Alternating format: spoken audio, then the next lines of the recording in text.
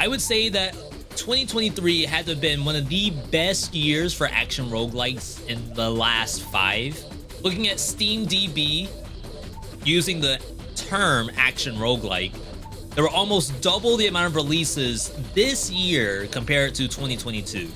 1,015 games with the tag action roguelike. And to be fair, a lot of those are going to be Vampire Survivors likes, and a lot of shovelware is in there too. And that's gonna be in the 582 as well. There just happened to be a new type of genre that was really bumped up this past year, but also had the tagline action roguelike. But the kind of roguelikes we are talking about are ones that are big on combat, exploration, world building, etc, etc. And coming straight out the gate, there's a bunch of releases that are going to be in this year that I am super excited about. So what we're gonna do today, we're gonna take a look at the most exciting releases for 2024. And I'm gonna start off with the game that I play the most of, which is Dead Cells. For those who don't know, Dead Cells does updates constantly. They are currently in update 35. And right now, based on an interview from gamesindustry.biz, the Dead Cells devs, which is currently Evil Empire, has clarified that the team has a roadmap that goes into at least the end of 2024. They are working on their own IP as well as some other IPs, but they say Dead Cells isn't going anywhere, which is good news for me as someone who plays the game all the time. We'll have hopefully more content for you for at least another year. Now, of course, Motion Twin, the original creators of Dead Cells, are working on their own game, which is called Windblown. Windblown, we have only seen one thing, which is a trailer. And the trailer actually looks very good. The devs themselves basically call Windblown Dead Cells if it downed 10 energy drinks.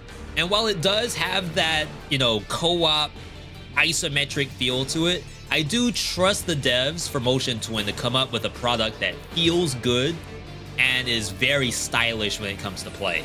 If you want to see more about my talk on Windblown, I had a full video, especially my first reaction to it being shown at the Video Game Awards. You can see that up above, or at the end of the video, I'll show it as a linked video.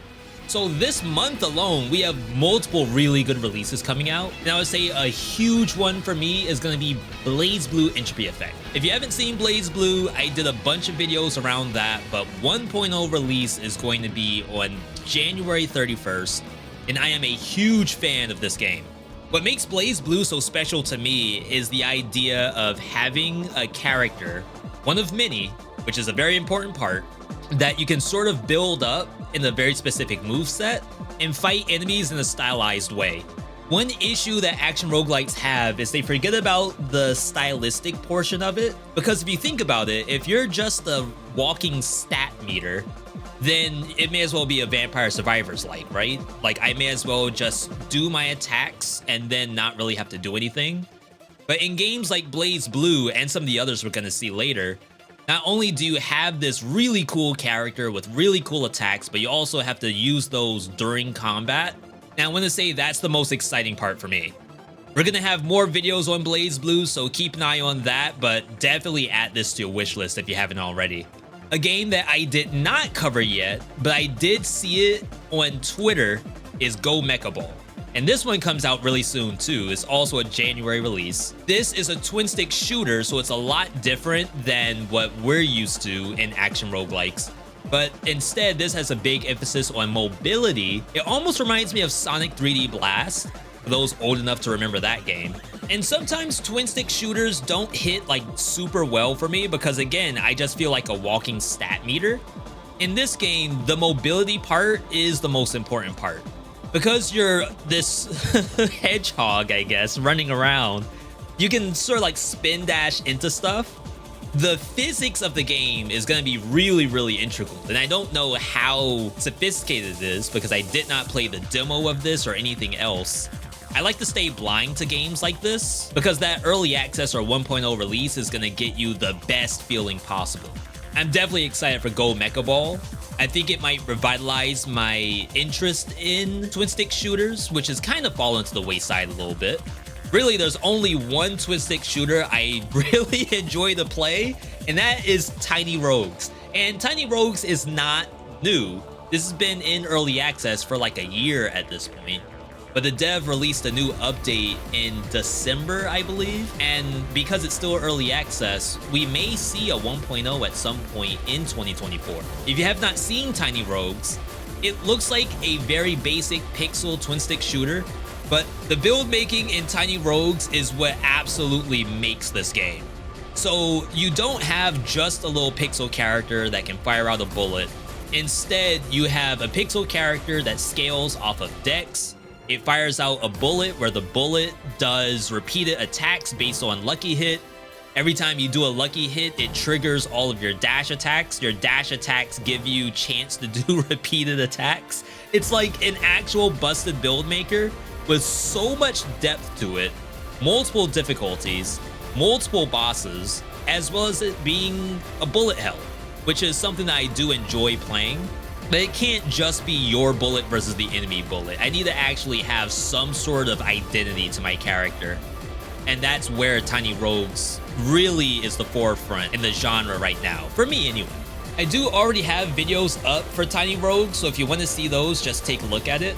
But going back into like the action platformer roguelike genre, which is a lot of buzzwords, we have Nevergrave, The Witch, and The Curse. This is a game that I saw a couple months back, and I posted a YouTube shorts on it because the death and respawn animation looked very similar to Dead Cells. But the actual game itself is set up what appears to be a Metroidvania. I think there's a lot of cool elements to this game, and it's not just as simple as action platformer. So the main gimmick of this game is that your hat can possess creatures. So you can take off the hat, jump on a monster that you defeated, and then use that to fight other stuff. Apparently the game is also multiplayer somehow. I'm not really sure how that's gonna work out. But what I'm kind of expecting here is something similar to a Skull the Hero Slayer, but with the combat of Dead Cells or Hollow Knight. In Skull, the big part of the game is that you blow up stuff using a build that fits one specific skull that you equipped. But in this game, it kind of looks like you have your own character. You might find individual monsters along the way that help you in some way. But the most important part is like using your own skill set. And it also has like a lot of Hollow Knight vibes to it. And to be honest, is Silksong ever coming out? Maybe there's gonna be things that age quickly, but I'm gonna play something in the meantime. And if that something is Nevergrave, then I'm right there. Speaking of I'm right there, Oblivion Override was a game that I was in the weeds for a little bit, and it is finally coming into 1.0 this January. So I'm like super excited about that. Oblivion Override is like the closest we'll probably get to something similar to a Dead Cells, but with modernized combat and gameplay.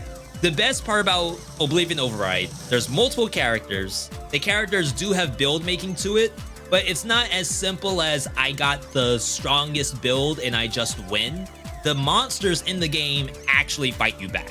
And that has always been the case for something like Dead Cells, where even though I'm super strong, except for a couple of occasions, every enemy I do actually have to contest. And this game took that to the next level. I also genuinely enjoy this game's world building. You're a robot and there's other robots, but then it's like futuristic, so maybe it's the fall of humanity and stuff like that. The actual boss fights, I think they're all robots, but they all have like sort of identity to them. If you want to see a little bit of what I've done for Oblivion Override, look at some of my past videos, but do expect some new stuff for this game coming in January. All right, so I showed you something that's very familiar to what we're used to, but this is something that is like a Veedotme game through and through. Someone decided that let's take Tony Hawk's Pro Skater and make it into a roguelike game. Now, part of that is very difficult to do for a developer because you need some kind of purpose between doing Tony Hawk tricks and doing combat. You could potentially just not walk, but skate right past monsters and do whatever the objective is. Or if skating is just like, I'm gonna run into a monster, then that's not very cool either. So this dev was able to come up with a system where you do tricks, the tricks power up your attacks, you have like a little bit of a bullet hell happening at the same time that you might have to like ollie over a wave on the ground, do a grind in order to get to a certain monster and then attack it out of the sky. I think there's a lot of cool options in here, and because this is like, I want to say never been done before, I'm very interested to see how does the dev handle these two very different aspects.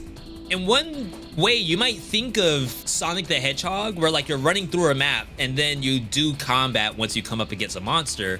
But this is different than that because like you're maintaining momentum the entire time on the skateboard. So you need to be able to do combat on the fly.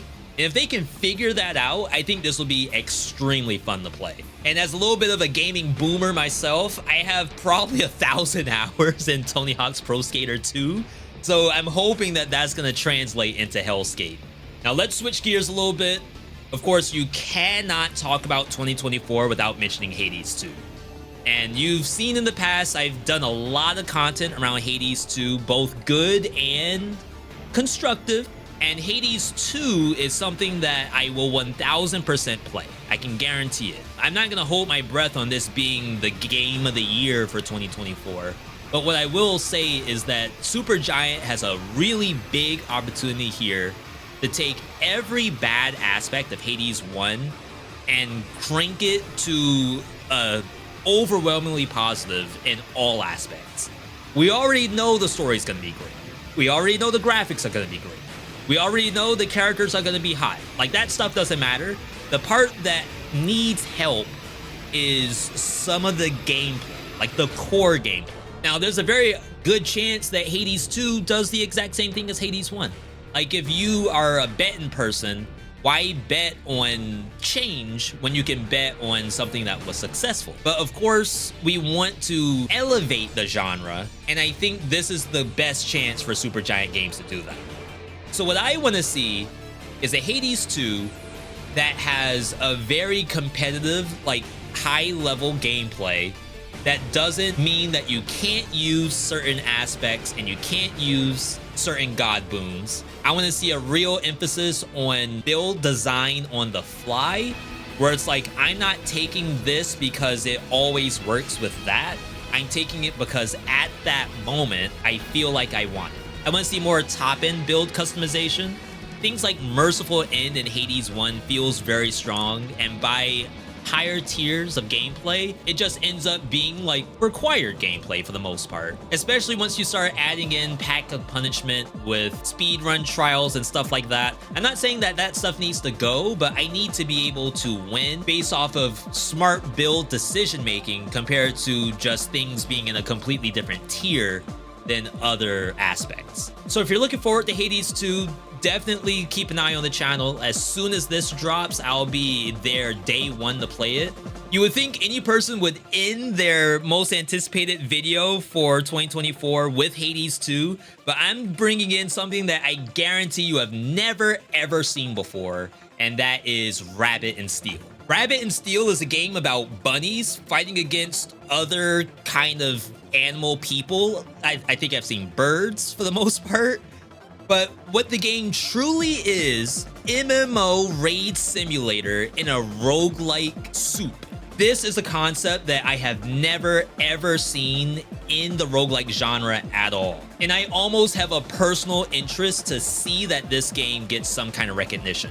What I refer to when I say MMO raid simulator, if you take something like Final Fantasy XIV, for example, that is a game where you do a raid fight, enemies have scripted attacks, and you need to do specific actions in order to get through it. Each character has their own attacks, and a lot of them have defensive abilities in order to get through whatever is being thrown at you. In Rabbit and Steel, they do the same thing. There's a boss, the boss has scripted attacks, there are callouts to specific actions being done. You can play this multiplayer, so sometimes you have to move out of the way of other players, sometimes you have to stack on top of players. But this is a roguelike game. Your character that you picked in the very beginning is not gonna stay the same way as it was the entire time. Individual skills that you pick up can be augmented. There's loot that you pick up that you do actually vote for after each individual fight. There are things that are like every 3 seconds shoot a projectile, GDCs are reduced by doing things, speed boost after doing a specific kind of attack. They have almost everything you could think of, but because this was just a demo I played, I think there's a humongous ceiling that they could reach based off of all of the MMOs that have been released thus far. Like, I can tell you, if I was to make a roguelike game, this would be what that looks like. This is like my dream setup for a game. And I know it's very different than what you're used to, but as a career MMO player, going back to 2003, I think, this is honestly the kind of game that I could dump humongous hours into. The only thing that I am personally begging for is if this game had online matchmaking with some kind of ranking system. I know it might not even be feasible for an indie dev to do that, but I'm telling you, if this game had rankings to it with random people, I will 1000% get to diamond rank. Guaranteed. So yeah, that is my 2024 most anticipated, and that's not counting the potential other 1,000 games that's gonna release in the roguelike genre. But if anything else comes up that is as good looking as some of these games, maybe I'll make another one of these videos to tell you all what stuff to look forward to. In the meantime, as I said, I've covered some of this stuff before. Take a look at these vids right here. Well, I don't know what the true positioning is gonna be, but take a look at them anyway. Get a feel of those, and you'll see more of them in the coming future. Either way, thanks for watching, and I'll catch you on the next one.